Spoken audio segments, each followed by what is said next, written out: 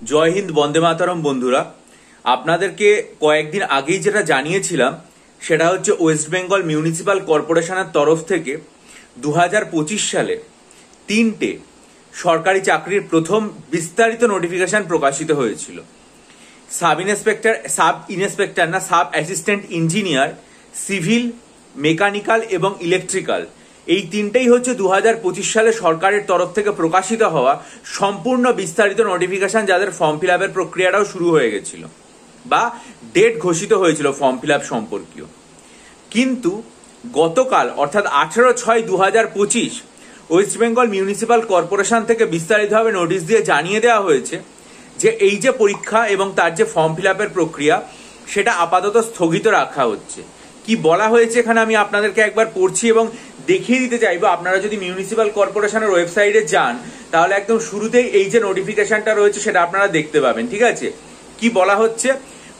It is notified for information to all concern that due to unavoidable circumstances the online application process which is scheduled to be started on and from 18th June for recruitment to the post of sub assistant engineer, civil, mechanical, electrical have been postponed forthwith. Update regarding the next course of action will be notified shortly through official website and other media. অর্থাৎ যে form fill আপের প্রক্রিয়া 18 তারিখ থেকে মানে গতকাল থেকে শুরু হওয়ার কথা ছিল সেটা স্থগিত করে দেওয়া হলো ইমিডিয়েট এফেক্ট। ফোর্থউইথ মানে হচ্ছে ইমিডিয়েট এফেক্ট, অফিসিয়াল কাজে এই শব্দটা ব্যবহার করা হয়ে থাকে। এবং নেক্সট কোর্স অফ অ্যাকশন যেটা রয়েছে সেটা অফিসিয়াল ওয়েবসাইটের মাধ্যমে পরবর্তীকালে জানিয়ে দেওয়া হবে।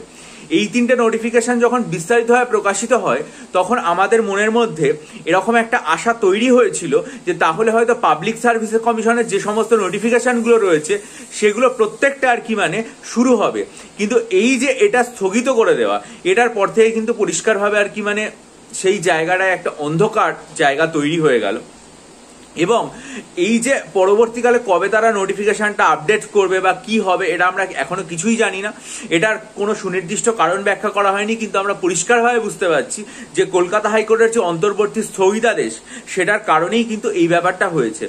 এক্ষেত্রে আমার মনে হয় যে কলকাতা হাইকোর্টই আমাদেরকে একমাত্র এই ব্যাপারে দিশা দেখাতে পারে এবং কলকাতা হাইকোর্টই যদি এগিয়ে এসে বলে দেয় যে না, এরকম কোনো রকম মানে স্থগিতাদেশ দেওয়ার প্রয়োজন নেই, আপনারা যেরকম যা বলা হয়েছে 2010-এর আগের যে রোস্টার সেই অনুসারে নিয়োগ প্রক্রিয়াগুলোকে পুনরায় চালু করুন। এবং সত্যিই তো কলকাতা হাইকোর্ট থেকে বারংবার বলে দেওয়া হয়েছে বিচারপতি তপব্রত চক্রবর্তী মহাশয় এবং বিচারপতি রাজশেখর মান্ধার ডিভিশন বেঞ্চ থেকে যে আদৌ নিয়োগ এবং আদৌ যে ভর্তি প্রক্রিয়া সেটাই কোনো রকম অসুবিধা নেই। 2010 সালের আগের যে রোস্টার সেই অনুযায়ী আর কি মানে ব্যাপার যেটা রয়েছে সেটা করতে হবে। সেটা যদি একবার সুস্পষ্টভাবে জানিয়ে দেওয়া হয় এবং শুধু সুস্পষ্ট জানিয়ে দেওয়া নয়, এক্ষেত্রে যদি সেই নির্দেশিকাটাকে মেনে নিয়োগ প্রক্রিয়া চালাতে বলা হয়, আমার মনে হয় যে সমস্ত পরীক্ষার্থীর ক্ষেত্রে কলকাতা হাইকোর্টের সেই নির্দেশিকা একটা আশীর্বাদ আকারে নেমে আসবে এবং পুনরায় আমাদের রাজ্যের ক্ষেত্রে নতুনভাবে রিক্রুটমেন্ট প্রক্রিয়াগুলোর একটা দিশা পাবে। এখন আমরা জানি না ভবিষ্যৎ কি হবে। কলকাতা হাইকোর্ট থেকে এরকম যদি কোনো নির্দেশিকা আসে তাহলে নিশ্চয়ই আর কি মানে আমি আমার চ্যানেলে জানাবো এবং বিস্তারিতভাবে বলবো।